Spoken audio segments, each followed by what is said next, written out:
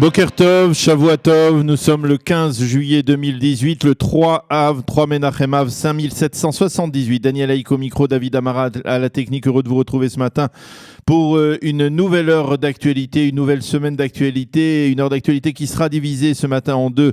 Nous parlerons tout d'abord de la situation dans le pourtour de la bande de Gaza, en particulier à Sderot, après un Shabbat tout à fait exceptionnel de tirs palestiniens en direction du territoire israélien. Plus de 200 roquettes qui ont été tirées en direction du territoire israélien, qui ont fait 4 blessés côté israélien, avec une riposte massive de l'armée israélienne. Nous y reviendrons donc dans quelques instants dans le premier journal, mais aussi massivement dans la revue de la presse et avec nos invités. Nous serons en ligne dans quelques instants avec Sandrine Fitoussi de Sderot, qui nous racontera un peu ce qui s'est passé pendant le Shabbat et quelle est l'ambiance ce matin, et avec par la suite le colonel Meir Dahan qui nous expliquera pourquoi un tel regain de tension de la part du Hamas. Dans la seconde partie de cette heure d'actualité, eh bien, nous parlerons malgré tout, en dépit de cette situation extrêmement tendue dans le sud du pays, nous parlerons également de cette finale de la Coupe du Monde entre la France et la Croatie aujourd'hui à 18h à Moscou. Nous en reparlerons sous deux angles. Le premier sera lié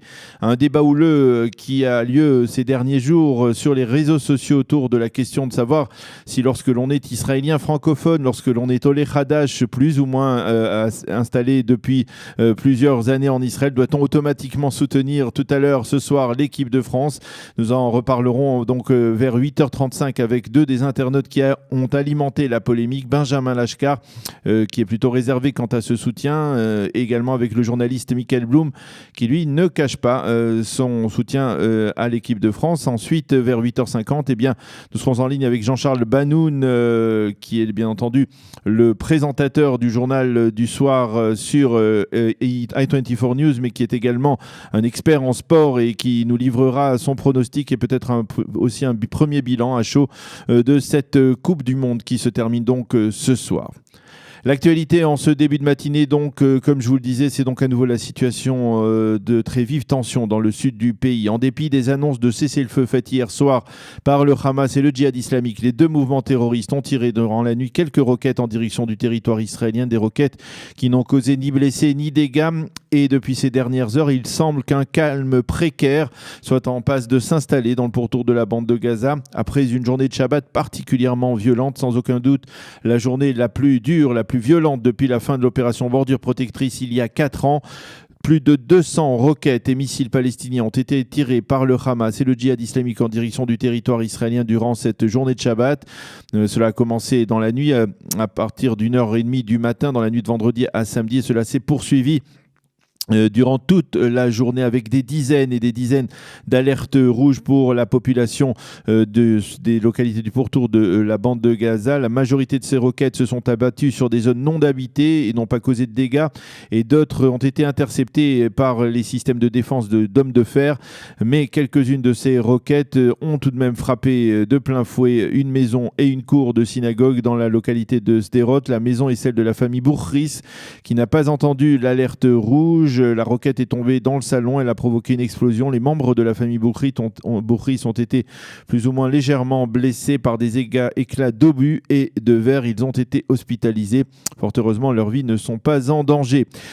Ces tirs palestiniens ont suscité une très vive riposte de la part de Tsahal, qui a bombardé des dizaines de positions du Hamas et du djihad dans la ville de Gaza et dans ses alentours, en particulier des immeubles abandonnés qui servaient de zone d'entraînement aux terroristes du mouvement intégriste, ainsi que le quartier général d'un des bataillons du Hamas dans le nord de la bande de Gaza. Ces bombardements ont fait au total 2 tués côté palestinien. Comme je vous le disais, le Hamas affirme qu'un accord de cessez-le-feu a été conclu hier soir grâce à la médiation de l'Égypte. Le Hamas a précisé que ce cessez-le-feu n'incluait pas les cerfs-volants. Côté israélien, on a affirmé qu'il n'était pas question de cessez-le-feu tant que le terrorisme des cerfs-volants se poursuivra.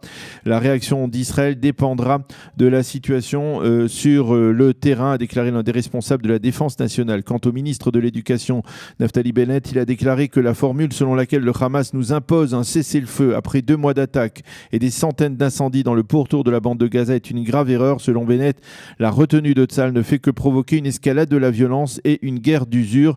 J'appelle les responsables de la Défense nationale à reprendre l'initiative et à agir avec créativité et force. Pour ce qui est des directives fournies par l'armée aux habitants de Sderot et des localités du pourtour de la bande de Gaza, celles-ci ont été réadaptées après la sortie du Shabbat. Nous allons en parler, je l'espère, dans quelques instants avec Sandrine Fitoussi.